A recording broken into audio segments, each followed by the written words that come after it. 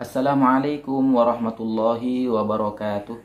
Bismillah, alhamdulillah, wassalatu wassalamu ala sayyidina wa maulana rasulillah wa ala alihi wa ashabihi wa man walah, amma ba'du. Insyaallah di video kita kali ini kita akan membahas mengenai adab-adab berdoa kepada Allah Subhanahu wa ta'ala. Karena bisa jadi selama ini kita berdoa dan memohon kepada Allah Subhanahu wa ta'ala, sementara kita tidak beradab dengan baik kepada Allah Subhanahu wa ta'ala. Oleh karenanya, semoga video pembahasan tentang adab berdoa ini bisa kita amalkan dan bermanfaat sehingga menambah kualitas doa kita kepada Allah Subhanahu wa ta'ala dan menambah kualitas akhlak kita kepada Allah Subhanahu wa ta'ala. Nah, para ulama merumuskan dari berbagai dalil dari Al-Quran dan hadis, ada beberapa adab yang perlu kita ikuti ketika kita berdoa dan memohon kepada Allah Subhanahu wa ta'ala. Adab yang pertama adalah ikhlas. Karena Allah berfirman di dalam Al-Quran, A'udzubillahi minasyaitonirrajim, wa ma umiru illa liya'budullaha mukhlishina lahuddin. Dan tidaklah mereka diperintahkan kecuali untuk menyembah kepada Allah Subhanahu wa ta'ala secara ikhlas, dengan ikhlas murni karena Allah Subhanahu wa ta'ala. Jadi adab yang pertama, kita harus ikhlas ketika berdoa kepada Allah Subhanahu wa ta'ala, tidak karena ingin dipuji orang, tidak karena ingin dilihat orang, dan seterusnya. Kemudian adab yang kedua, yaitu kita berdoa dengan menyebutkan nama-nama Allah yang mulia atau yang kita kenal dengan nama Al-Asma'ul Husna atau Asma'ul Husna. Sebelum kita berdoa, kita puji Allah Subhanahu wa ta'ala, kita panggil, kita sebutkan namanya yang agung.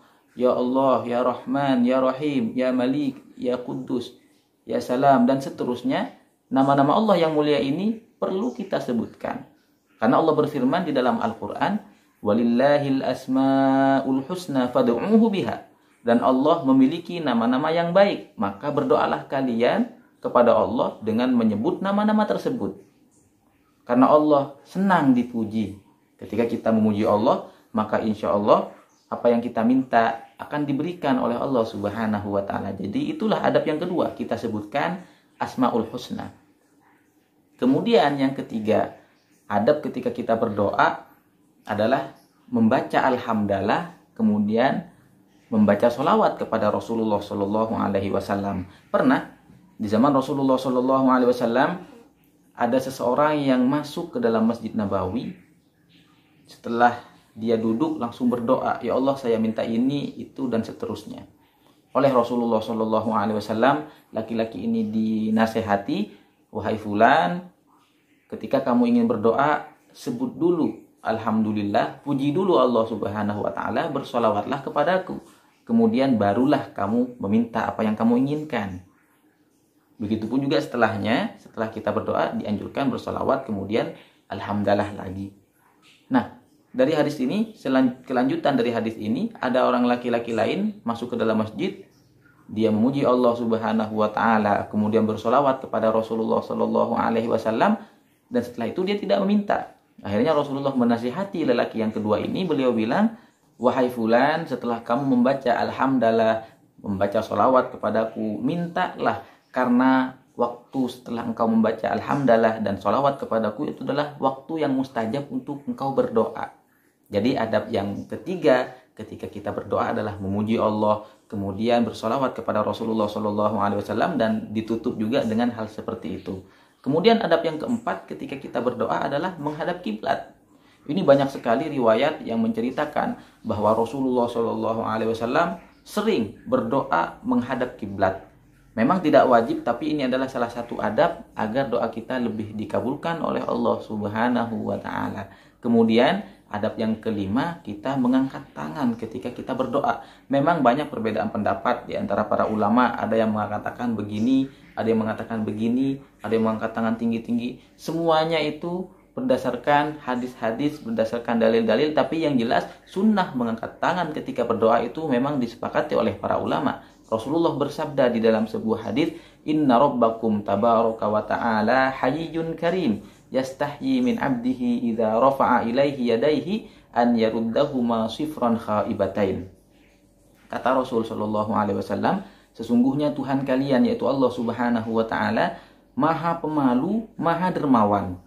Allah malu kepada hambanya jika hambanya sudah mengangkat kedua tangannya meminta sesuatu.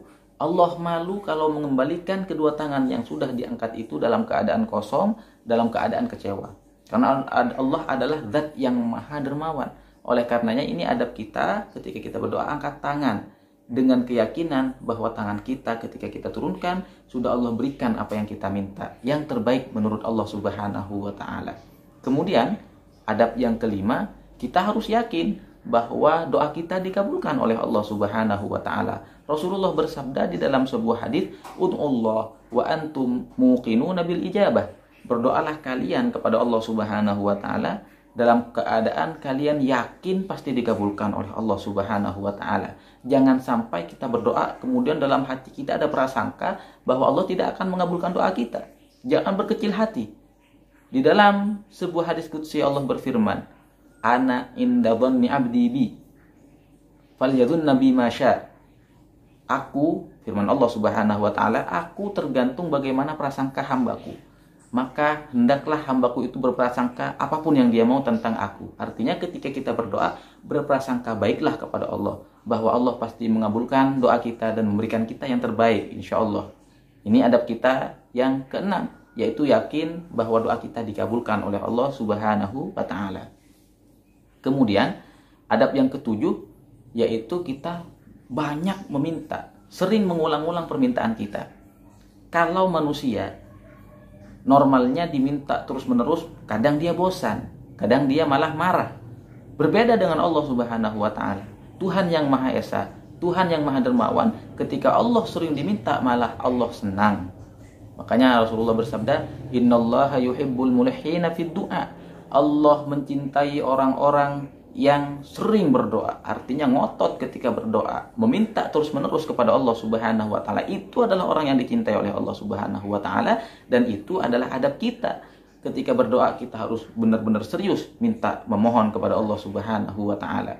Kemudian adab yang kedelapan, ketika kita berdoa, yaitu kita perbaiki makanan dan pakaian kita. Di dalam sebuah hadis Rasulullah SAW menyebutkan ada seseorang yang sudah berdoa mengangkat tangan, serius meminta kepada Allah Subhanahu wa taala, tapi pakaiannya dari hal yang haram, makanannya dari harta yang haram. Kata Rasul, bagaimana mau dikabulkan? Bagaimana Allah mau memberikan apa yang dia minta sementara makanan dan pakaiannya haram? Dan ini termasuk adab yang harus kita jaga. Ketika kita ingin berdoa, usahakan makanan dan pakaian yang kita pakai harus dari harta yang halal, agar permintaan kita dikabulkan oleh Allah Subhanahu wa taala. Kemudian adab yang kesembilan, kita harus sadar dan tahu posisi bahwa berdoa itu adalah meminta dan memohon, bukan memerintah, bukan menyuruh. Artinya, jangan sampai kita yang menentukan kapan harus dikabulkan, bagaimana cara dikabulkannya. Jangan. Kita adalah hamba yang meminta dan memohon kepada Allah Subhanahu wa taala. Allah Tuhan kita, Allah yang tahu kapan yang terbaik waktunya, di mana tempat yang terbaik. Bagaimana cara Allah mengabulkan doa kita, itu adalah hak Allah Subhanahu wa taala. Jangan sampai kesannya kita berdoa tapi kita memaksa kepada Allah Subhanahu wa taala harus begini harus begitu. Tidak. Itu tidak sesuai dengan akhlak yang baik.